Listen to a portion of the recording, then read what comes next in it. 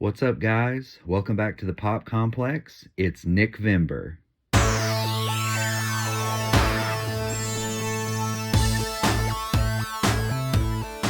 Once again, welcome back to the Pop Complex. We're continuing our celebration of Nickvember, a month-long celebration of 90s Nickelodeon shows. So I previously did reviews of Doug and Rugrats, and I'll put a link in the description of this video. If you haven't seen those videos yet, guys, check that out. There's a link in the description. But today I'm going to talk about the third and final of the trinity of the first Nicktoons that premiered on Nickelodeon. That's right, guys, Ren and Stimpy. So, Ren and Stimpy premiered on Nickelodeon on August 11th, 1991, after the premiere of Doug and Rugrats.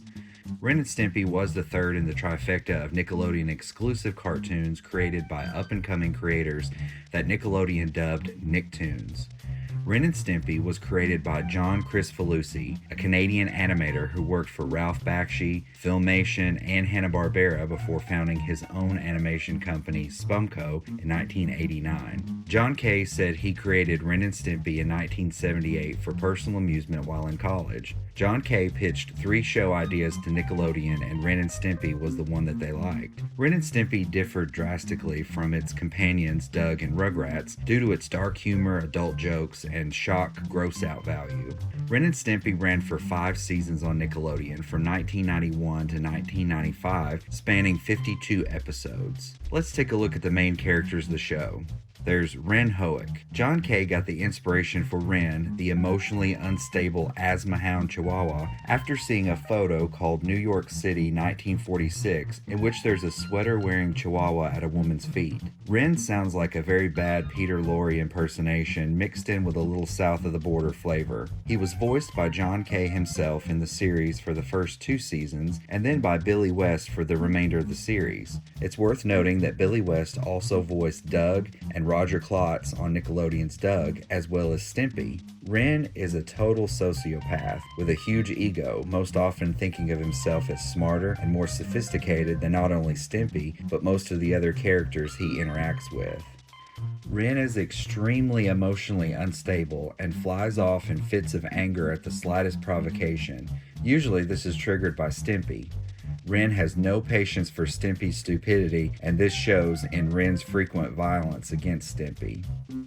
Speaking of Stimpy, Stimpson J cat is a good-natured but very dim-witted cat who we've already stated is the ultimate catalyst, see what I did there, of Ren's anger and frustration. John K. was inspired to create Stimpy from the Tweety Bird cartoon titled Gruesome Twosome that features a red cat character with a comically huge nose.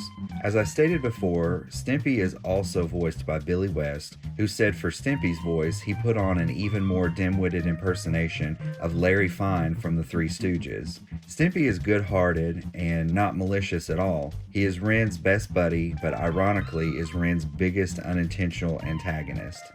Unlike the other 2 Nicktoons, Ren and Stimpy is also unique and set apart because there's almost no continuity or consistency across the episodes. There are hardly any continuing themes or concepts that run through the show aside from the natures of Ren and Stimpy themselves. Each episode seems to start fresh as a brand new beginning for our main dog and cat. The first half of Ren and Stimpy's 5 seasons primarily consisted of much shorter segments that could focus on other stories other than Ren and Stimpy themselves. This includes parody commercials that shine a light on mindless consumerism, such as the toy parody Log, the cereal Sod Pops, and the product Dog Water.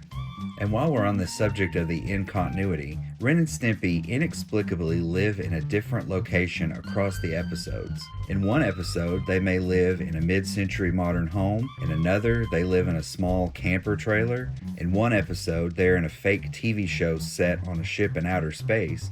And in another episode, they move into a futuristic tech house called the House of Next Tuesday. In yet another episode, they even move into a dead whale carcass washed up on the beach. Due to the lack of consistency, it's difficult to nail down any existing plot themes. Every episode has a new, fresh, strange plot. Some of the separate plot highlights include Ren and Stimpy get caught by a dog catcher and thrown in the pound. Ren and Stimpy disguise themselves as Dalmatians and join the fire department. Stimpy invents a helmet to make Ren happy all the time, which malfunctions and gives way to the iconic song Happy Happy Joy Joy. Ren and Stimpy have a hard time when they join the army. Ren and Stimpy destroy the Lincoln Memorial's head. Ren gets pectoral muscle implants. Stimpy falls in love with a store-bought chicken. Ren creates a son out of egg yolks in a Pinocchio parody. Stimpy animates his own awful cartoon show. Ren and Stimpy even join the Royal Canadian Kilted Yaxmen, a parody of the Canadian Mounted Police, and so many more crazy, outrageous storylines. They could literally get involved in any situation, and any weird, crazy occurrence could happen in this show.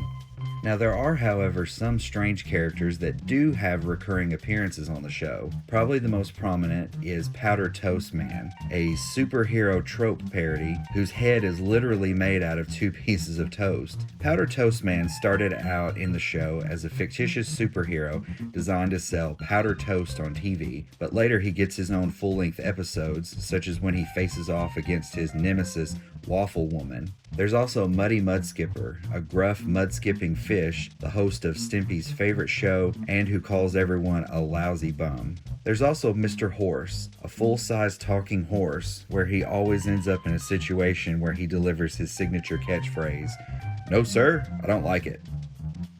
And there's also Wilbur Cobb, a demented, senile old man who tells wild stories. He is first introduced as the godfather of all animation, but later returns as a museum worker, a reverend, and even an escaped convict. Overall, Ren and Stimpy lacks substance in its depth of plot lines and storytelling, but can be praised for its art style and willingness to push the boundaries of what they could get away with, especially on Nickelodeon as a cartoon for kids. If you watched this as a kid like I did, you probably enjoyed it for its mindless, gross-out humor, but as an adult, you can clearly see a cartoon not made for kids. It's hard to believe, seeing the show now, that it ran for 5 seasons on Nickelodeon and was a beloved cartoon by the children who watched it. Ren and Stimpy was groundbreaking for ultimately injecting smarter adult humor into children's TV, while at the same time paving the way for great adult cartoons, even though you won't be seeing anything like it on Nickelodeon again anytime soon. Well guys, that wraps up today's installment of Nickvember, where we took a look at Ren and Stimpy. If you like this video, please remember to hit that like button, and also please subscribe to the Pop Complex. Hit that subscribe button so you don't miss any of the new videos that I upload. There's a lot more on the way. Also hit the bell to be notified anytime that the Pop Complex uploads a new video. You can also support the channel on Patreon. The address is patreon.com/thepopcomplex, and there will be a link in the description. So guys, thanks for watching, and I'll see you next time on the Pop Complex.